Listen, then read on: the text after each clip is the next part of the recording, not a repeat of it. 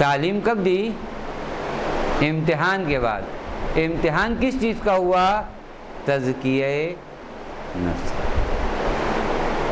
یوسف کو بھی بغیر تہذیب نفس اور تزکیہ نفس کے ہم تعلیم نہیں دیتے۔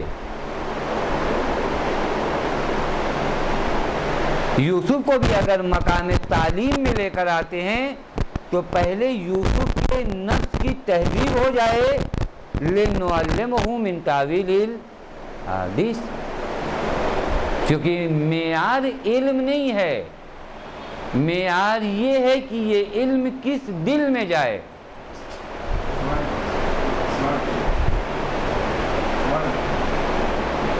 ایک عام آدمی ان باتوں کو سمجھتا ہے، اگر آپ کے ہاں پانی پینے کی قلت ہو، پینے کا پانی نہ ہو، گھر کے سب سے گندے برتن کو لا کر آپ بارش کے سامنے رکھ دیں، لوگ ہنسیں گے کہ اگر اس برتن کے اندر پانی جمع بھی ہو گیا تو بھی کوئی فائدہ نہیں،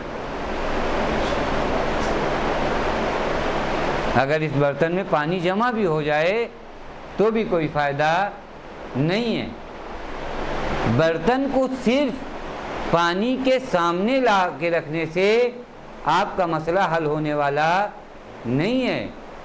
اس برتن کو پہلے آپ نے صاف کیا ہوتا، پہلے پاک کیا ہوتا، پھر اگر آپ اس کو بارش کے سامنے لائیں تو ہو سکتا ہے ایک گلاس پانی جمع ہو، لیکن وہ ایک گلاس پانی بھی پینے کے لائق ہے۔ لیکن اگر بغیر صاف کیا ہوا برتن پوری طریقے سے بھر بھی جائے تو یہ کسی کی پیاس بجھا نہیں سکتا، بلکہ اسے دیکھ کر لوگ اپنی ناک بند کریں گے، اسے دیکھ کر لوگ اپنے چہرے کو موڑ لیں گے۔ یہ پانی اگر کسی کے سامنے پیش کرو گے تو لوگ کہیں گے پانی ہمیں نہیں چاہیے، چونکہ تہذیب ظرف نہیں ہوا۔ ظرف میں پانی آنے سے ظرف کی جانب لوگ نہیں کھنچتے، ظرف کو دیکھ کر کہ یہ ظرف کیا، یہ پانی کس جگہ پر گیا ہے۔ لہذا ایک عقل مند انسان گرچہ تھوڑی دیر میں آتا ہے، ہوتا ہے نا بارش ہو رہی پانی نہیں آ رہا ہے، 2-3 دن سے مثلا بامبے میں پانی کٹا، ہم بہت چالاک ہوئے، فوراً گئے برتن اٹھایا کوئی سا بھی، کہ کہیں ایسا نہ ہو کہ بارش رک جائے اور پانی جہاں جمع ہو پائے، ہم نے فوراً رکھ دیا۔ ایک آدمی 10 منٹ دیر آتا ہے، ہو سکتا ہے اس کے پاس پانی بھی کم ہوا ہو، لیکن وہ برتن صاف لے کر آیا ہے۔ ہم 10 منٹ پہلے آئے، برتن میں پانی بھی زیادہ جمع کیے، لیکن یہ پانی کسی لائق نہیں ہے، آخر اس پانی کو پھر پھینک دیجئے۔ وہ آدمی 10 منٹ لیٹ آیا، اس کے برتن میں پانی بھی کم رہا، لیکن پھر بھی وہ خوش ہے اس بات پر کہ جو کچھ ہے وہ صحیح اور سالم ہے۔ تزکیہ نفس اور تہذیب نفس کا تعلق علم سے ایسا ہے کہ یوسف کو بھی اگر ہم علم دینا چاہتے ہیں تو پہلے تہذیب نفس یوسف ضروری ہے، پہلے ان مرحلوں سے یوسف گزر جائیں، تہذیب نفس ہو جائے، لِنُعَلِّمَهُ مِن تَأْوِيلِ الْأَحَادِيثِ، تاکہ ہم انہیں تاویل احادیث کا علم دے سکیں۔ مشہور واقعہ آپ لوگوں نے شاید سنا بھی ہو کہ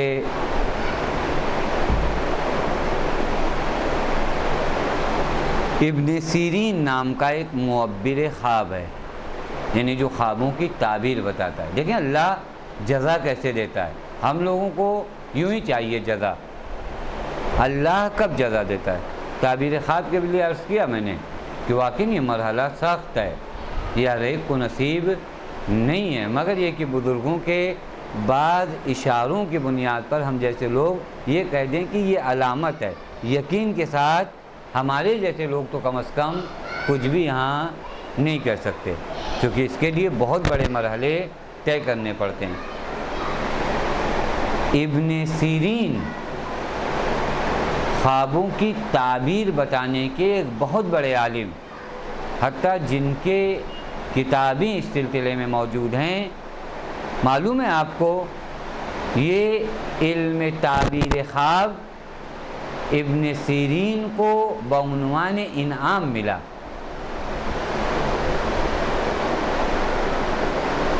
بعض تاریخ کی کتابوں میں ہے کہ یہ کپڑا بیچتے تھے۔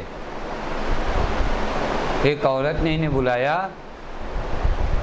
گھر کے اندر داخل ہونے کو کہا، نہیں داخل ہو رہے تھے۔ اس نے ہزار بہانے سے ان کو اپنے گھر کے اندر داخل کیا۔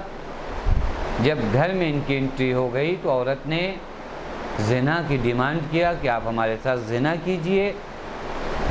انہوں نے واعظ و نصیحت کیا، سمجھایا کہ یہ گناہ عظیم ہے، اس کا ارتکاب نہ تمہارے لیے جائز ہے نہ میرے لیے جائز ہے۔ ہزاروں واعظ و نصیحت کے بعد بھی اس عورت پر کوئی اثر جب نہ ہوا تو ابن سیرین نے کہا میں راضی نہیں ہوں۔ تو اس نے کہا اب اگر آپ راضی نہیں ہوتے ہیں تو میں شور مچاؤں گی اور آپ کے خلاف ایک نیا محاذ کھول دوں گی۔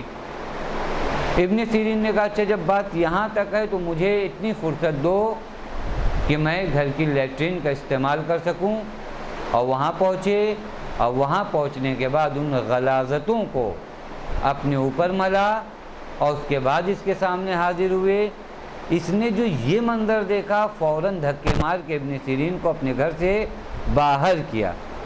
یہ ایک جگہ جہاں ایک بندہ خدا نے ہوائے نفسانی کو اپنے کنٹرول میں رکھا۔ علماء بتاتے ہیں اس ایک عمل کی بنیاد پر اللہ تعالیٰ نے تعبیر خواب کا علم ابن سیرین کو دیا۔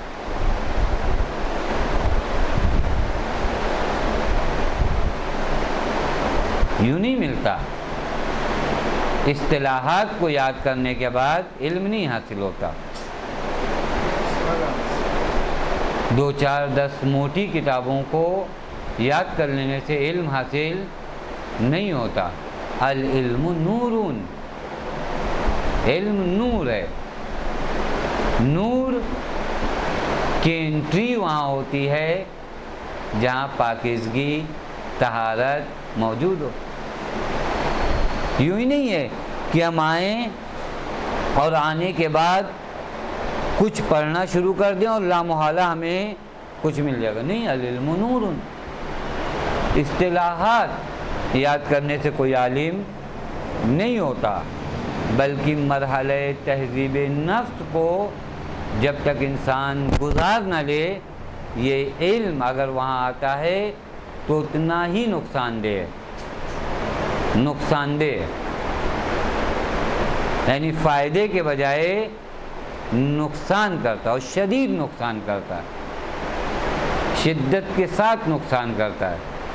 اے کاش یہ دل خالی رہا ہوتا، اس گندے دل میں علم آنے کے بجائے اگر یہ دل اس علم سے خالی، علم بھی نہ کہیے اس کو، ان اصطلاحات سے خالی رہا ہوتا تو سماج کے لیے اتنا نقصان نہ ہوتا۔ وہ بارش کا پانی بہہ جاتا، لیکن وہ بارش کا پانی جو گندے ظرف میں جمع ہو گیا ہے، آج نہیں تو کل اس کی بو اس سوسائٹی میں آئے گی، آج نہیں تو کل اس جمع ہوئے پانی سے جو جراثیم اٹھیں گے وہ اپنے آس پاس رہنے والوں کو بیمار کر دیں گے۔ یہ پانی اسی وقت بہہ گیا ہوتا تو سماج کو اگر علم نہ ملتا تو کم سے کم نقصان نہ ہوتا، لیکن یہ پانی چونکہ جمع ہو چکا ہے ایک ایسے دل میں جو علم گندا، جو دل گندا ہو چکا ہے، یہاں یہ گندگی ایک نئی بیماری ایجاد کرتی ہے، نفع اور فائدہ پہنچانے کے بجائے ایک نئی بیماری۔ اور پھر لوگ سوال کرتے علماء کیسے یہ کام کرتے ہیں؟ نہیں، علماء نہیں کرتے، وہی گندگی جو جمع ہوئی ہے اس دل میں وہ اس بیماری کو پھیلا رہی ہے۔ لہذا اگر ہم 2-3 باتیں بھی اپنی زندگی میں جانیں لیکن اسے قلب پاک میں اتاریں تو شاید وہ آئندہ سماج کے لیے بہت زیادہ مفید ہیں۔ اور میں عرض کروں آپ کے سامنے، یعنی میری زندگی، ہمارا بہت مشاہدہ بھی نہیں ہے اور بہت مطالعہ بھی نہیں ہے، لیکن ہم نے اپنی آنکھوں سے دیکھا ہے بعض ایسے علماء کو جنہوں نے تعلیم بہت کم حاصل کی لیکن سماج کے لیے اس قدر مفید ہوئے کہ ہمارے جیسے ہزاروں علماء اپنے امامے ان کے قدم کے نیچے رکھ دیں تو کم ہے۔ بہت کم تعلیم حاصل کی، نہ ایران گئے، نہ نجف گئے، نہ عراق گئے، یہیں پہ کام کیا، لیکن تہذیب نفس کے ساتھ وارد ہوئے۔ چند باتیں انہوں نے اہل بیت علیہ السلام کے در سے حاصل کی، لیکن یہ چند باتیں قلب پاک میں آئیں تو اس نے جہاں تک ممکن ہو سکا مومنین کو سیراب کیا۔ آب زلال محمدی سے جب لوگ سیراب ہوئے تو شفا ملی، لیکن وہ کثرت اصطلاحات جو غلاظتوں میں رہیں وہ جب مومنین کو ملیں تو مومنین بیمار ہوئے، مومنین کی طبیعتیں خراب ہوئی، اور آج اسی علم کے بعض مظاہر جو ہے دیکھنے کو ملتے ہیں ہمیشہ کہ کس طریقے سے یہ نقصانات اس سماج کو مل رہے ہیں۔ بہرکیف کہنے کا مطلب یہ تھا کہ حضرت یوسف کے واقعے سے بخوبی اس بات کا احساس کیا جا سکتا ہے کہ یہ تمام مرحلے ایک نبی کو بھی گزارنے پڑتے ہیں۔ لِنُعَلِّمَهُ مِن تَأْوِيلِ الْأَحَادِيثِ، اگر وحی الہی سے رابطہ کرنا چاہتے ہو، اگر چاہتے ہو کہ وہاں سے رابطہ ہو جائے، وہ علم ناب چاہتے ہو تو یہ مرحلہ تہذیب نفس سے گزرنا ضروری ہے۔ آپ دیکھیں جناب جون، ایسا نہ ہو کہ بعد میں لوگ کہیں کہ یہ مخالف کربلا ہیں۔ جناب جون کا تذکرہ علماء میں تھا،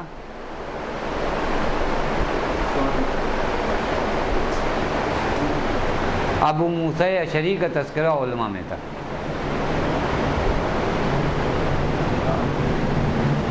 جناب جون کو کون جانتا ہے؟ ایک عالم، میں نے تو نہیں پڑھا تاریخ میں کہیں علماء کی فہرست گنائی گئی ہو وہاں اس زمانے کے علماء میں ایک نام جو ہے جناب جون کا آیا ہو، لیکن ہاں تاریخ کی کتابوں میں جب علماء کے نام ذکر کیے جاتے ہیں تو ابو موسیٰ اشعری کا نام جو ہے 2-4 لوگوں کے بعد آ جاتا ہے۔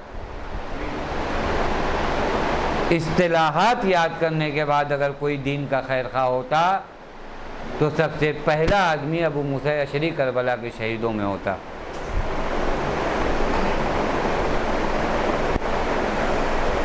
جون تو غلام ہے، غلاموں کو تو تعلیم حاصل کرنے کی بھی فرصت نہیں ہے،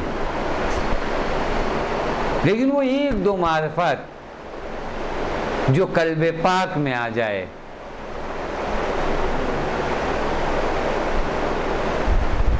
تو پھر ہزاروں علماء جو ان کی جوتیوں پہ اپنا سر قربان کر دیں تو کم ہے۔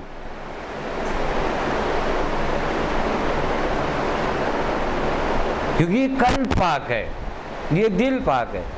اس دل میں بس اتنا آ گیا کہ امام حسین علیہ السلام نواسۂ رسول اور وقت کے امام ہیں، اتنی تعلیم، اس سے زیادہ تعلیم کی ضرورت نہیں ہے۔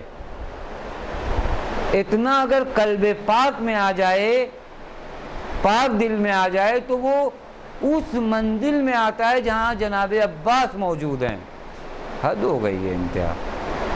جو فہرست شہدائے کربلا ہے یہ کم ہے جون کے لیے کہ لکھا جائے شہدائے کربلا میں ایک حضرت ابوالفضل العباس اور جناب جون۔ انسان کے عروج کی انتہا ہے، اور اس سے بھی زیادہ کہوں تو یہ کہوں کہ شہدائے کربلا میں امام حسین اور شہدائے کربلا میں جناب جون، وہ مدارج الگ ہیں، لیکن وہاں تک آنا کہ جب لکھا جائے شہدائے کربلا تو جہاں جناب علی اکبر کا نام لکھا جاتا ہے وہیں شہدائے کربلا میں ایک نام آپ جون کا بھی لکھیں، درجے الگ ہیں۔ ایسا میں نہیں کہہ رہا ہوں کہ جناب علی اکبر کے ہم پلہ ہیں جناب جون، کیونکہ شہداء کے بھی مرتبے جو ہیں اپنے الگ ہیں۔ احادیث سے بھی ثابت ہے کہ میرے چچا عباس کے مرتبے کو دیکھنے کے بعد انبیاء رش کریں گے، شہداء رش کریں گے، غبطہ کریں گے، وہ مرحلہ الگ ہے۔ لیکن یہی ہونا مثلاً ہماری زندگی میں اگر یہ ایک عنوان صادق آ جائے، خادم امام زمان، خادم امام زمان شیخ انصاری بھی ہیں، اگر یہ خادم کا لفظ ہمارے لیے بھی آ جائے تو کم نہیں ہے کہ جہاں شیخ انصاری کے لیے لکھا جائے خادم امام عصر، وہاں ہمارے، یہ اور بات ہے، اس خادم اور اس خادم میں زمین و آسمان کا فرق ہے، لیکن یہی لفظ خادم جو شیخ کے ساتھ استعمال ہو، وہی لفظ خادم اگر ہم میں سے کسی کے لیے استعمال ہو، واقعی عجیب ہے۔ لیکن وہی قلب پاک یہاں تک جو لے آتا ہے، وہ قلب پاک، وہ تہذیب نفس، وہ دل کو غلاظتوں سے دور کرنا، وہ دل میں ہوائے نفسانی کو جگہ نہ دینا، اس کے بعد چند باتیں بھی انسان کو کامیاب اور کامران کر دیتی ہیں۔ لیکن اگر غلیظ اور گندے دل کے ساتھ ہم حاضر ہوتے ہیں تو پوری زندگی پیغمبر کی نشست میں بیٹھیں، پیغمبر کے خطبات کو یاد کریں، قرآن کریم کو یاد کریں، سب کچھ یاد کریں، لیکن ہوتا کیا ہے؟ انجام آپ تاریخ میں دیکھ لیجیے۔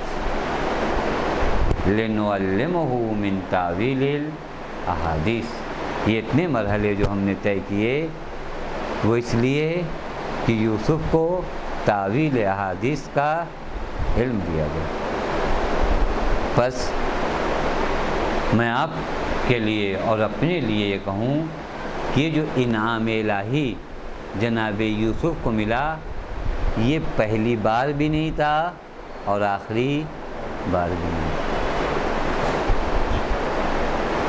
اس سے پہلے بھی انعام ملا اور اس کے بعد بھی یہ انعام ملتا رہے گا۔ بس کرنا کیا ہے؟ سیرت یوسف کو اپنانا ہے، اس سیرت پہ قدم بڑھانے ہیں۔ وہ انعام یوسف تھا، امتحان بھی اتنے ہی سخت تھا، ہمارا انعام بھی ملے گا۔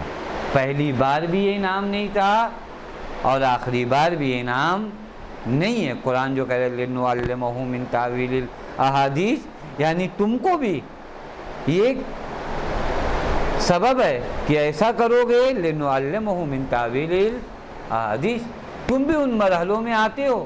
امتحان کی منزل سے کوئی ایسا نہیں کہ ہمارا امتحان ہی نہیں ہو رہا ہے تو انعام کون دے گا؟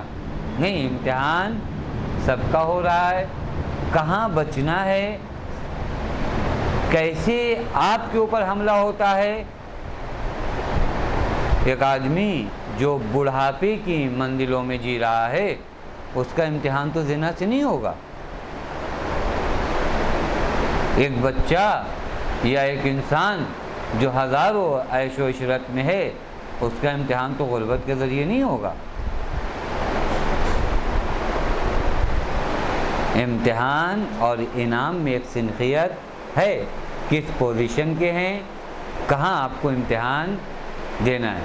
سیم امتحان کے تلاش میں مت رہیے کہ ہمارے ساتھ بھی ایسا، اس عمر میں اس طرح کا امتحان آپ کے ساتھ ہو نہ ہو، اس کا کوئی ایسا رزلٹ آنے والا نہیں ہے۔ در حقیقت ہم کو یہاں دیکھنا ہے۔ آخری جملہ جو اس آیہ کریمہ کا ہے، عرض کیا یہاں پر کافی گفتگو ہے ابھی، لیکن چھوڑ دے رہے ہیں چونکہ وقت بھی زیادہ نہیں ہے، آج اتفاق سے جو ہے وقت اس طرف زیادہ گزرا۔ یہ لِنُعَلِّمَهُ مِن تَأْوِيلِ الْأَحَادِيثِ کو العلم نور یغذفہ اللہ فی قلب من یشاء، اس حدیث کی روشنی میں آ کر دیکھیے، گھنٹوں آپ ان دونوں کو ملا کے سوچ سکتے ہیں کہ ہو کیا رہا ہے۔ یہاں لِنُعَلِّمَهُ مِن تَأْوِيلِ الْأَحَادِيثِ، وہاں پیغمبر فرماتے ہیں العلم نور، اللہ جس کے دل میں چاہتا ہے ڈالتا ہے۔ یعنی اصطلاحات یاد کرنے سے علم نہیں آتا، بلکہ نور ہے، نور ہے تو پروردگار عالم ڈالتا ہے، گرچہ تم ایک دن بھی مدرسے نہ گئے ہو۔ وہ ایک طریقہ ہے تمہارے علم حاصل کرنے کا، وہ ایک مرحلہ ہے علم کے حصول کا، وہی مرحلہ نہیں ہے۔ غلطی جو ہو رہی ہے تعلیمی سسٹم میں وہ یہاں ہو رہی ہے۔ مدرسے میں گئے، 10 سال پڑھے، یعنی 10 سال رہے، اب ایٹومیٹک ہم کو علم حاصل ہو گیا ہے، یہ سوچ کے مدرسے سے نکلتے، جبکہ ایسا کہیں کچھ بتایا نہیں گیا۔ العلم نور، سب کچھ کیا، مقدمات تم نے طے کیے، لیکن انتہا کیا ہے؟ علم نور ہے، پروردگار عالم۔ اور یہ معیشہ کا مطلب یہ نہیں کہ اللہ جہاں دل چاہے، اللہ کا بھی ایک نظام ہے، ایک سسٹم ہے، اس سسٹم کے تحت اللہ تعالیٰ اس علم کو ودیعت فرماتا ہے، اور وہ سسٹم وہی ہے کہ اس قلب کو ان دنوں میں تم پاک کر لو، اور جب یہ قلب پاک ہو جائے گا، جب یہ دل پاک ہو جائے گا، تو پھر جب علم لینے آؤ گے تو پھر اس کے بعد حالات چینج ہوں گے۔ وہ سفر جو سالوں میں طے ہوتے ہیں، وہ سفر سیکنڈ اور منٹوں میں طے ہوں گے۔ وہ مرحلے جو برسوں میں طے ہوتے ہیں، صدیوں میں طے ہوتے ہیں، وہ سفر جو ہے منٹوں اور سیکنڈوں میں طے ہوگا۔ اور یہ باتیں صرف خیالی نہیں ہیں، انہیں اسی دنیا میں دیکھا گیا ہے، ہمارے بزرگ علماء کی زندگی میں۔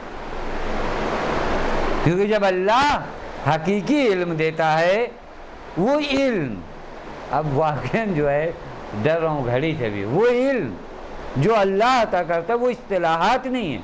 اس علم کی انتہا بتائیں، اس علم کی آخری بات برداشت کر لیجئے، اس علم کی انتہا یہ ہے کہ پھر دنیا نظر نہیں آتی، پھر ملکوت نظر آتا ہے۔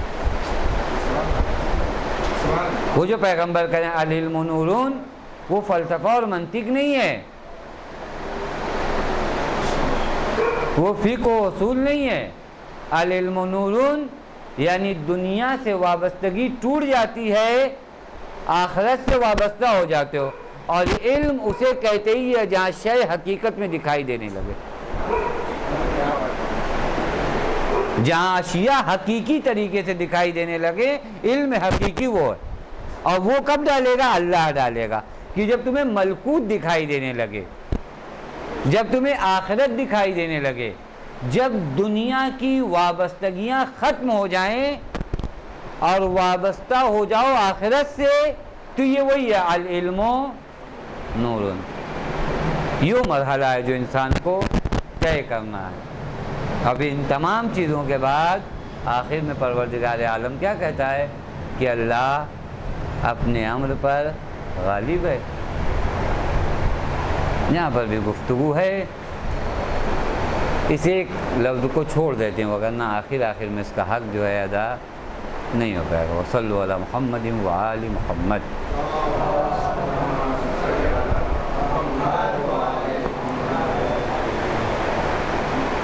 چونکہ عرض کیا آپ کی خدمت میں کہ کربلا میں وہی علم ہے جس کو پیغمبر نے فرمایا العلم نورون۔ یہ علم مدرسہ نہیں ہے، یہ علم حقیقی ہے جو شہداء کو ملا، اور اس علم کے آنے کے بعد قدم ڈگمگاتے نہیں ہیں۔ اصطلاحات یاد کرنے والے حسین ابن علی کے قتل کا فتویٰ دیتے ہیں، اور علم حقیقی حاصل ہونے کے بعد مولا فرماتے ہیں جسے جانا ہے چلا جاؤ، کیونکہ علم حقیقی ملکوت دکھاتا ہے۔ علم حقیقی سے آخرت اور ملکوت نظر آتا ہے۔ وہ علم اجازت ہی نہیں دیتا کہ حسین ابن علی کو چھوڑ کر چلے جائے۔ مولا ایک مرتبہ نہیں، اگر 70 مرتبہ بھی جانیں قربان ہوتی ہوں تو آپ پر قربان ہونے کے لیے ہم تیار ہیں۔ یہ وہی علم حقیقی ہے جو ان شہدائے کربلا کے پاس ہے۔ جناب زینب سلام اللہ علیہا نے بھی شہدائے کربلا کے اس علم کو اجاگر کرنے کے لیے کہا، بھیا اپنے اصحاب کا آپ نے امتحان لیا، عالمہ غیر معلمہ جانتی ہیں بھیا کے ساتھ کیسے افراد آئے ہیں۔ شہزادی ایک کرم کر رہی ہے شہدائے کربلا پر تاکہ ان کی عظمت اجاگر ہو سکے کہ میرے بھائی کے اصحاب کو پہچان لو۔ کیونکہ اگر زینب کربلا کے تپتے صحرا میں حبیب کے لیے پانی پیش نہیں کر سکتی تو حبیب کی عظمتوں کو اجاگر کر سکتی. یہی چیز زینب شہدائے کربلا کو تحفہ دے کر جا رہی ہے. بھیا امتحان لیا.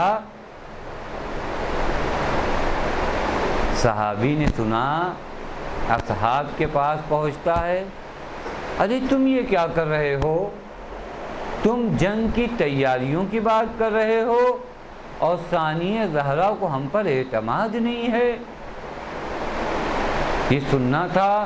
اصحاب ننگی تلواریں لے کر اس خیمے کے پاس آ گئے جہاں بھائی بہن بات کر رہے تھے، اور عجیب جملہ کہا، اے بی بی اگر آپ کو یقین نہ ہو تو بی بی آپ حکم کریں، یہ ہماری تلواریں ہیں اور یہ ہمارے سر ہیں، سر و تن میں جدائی کر دیں.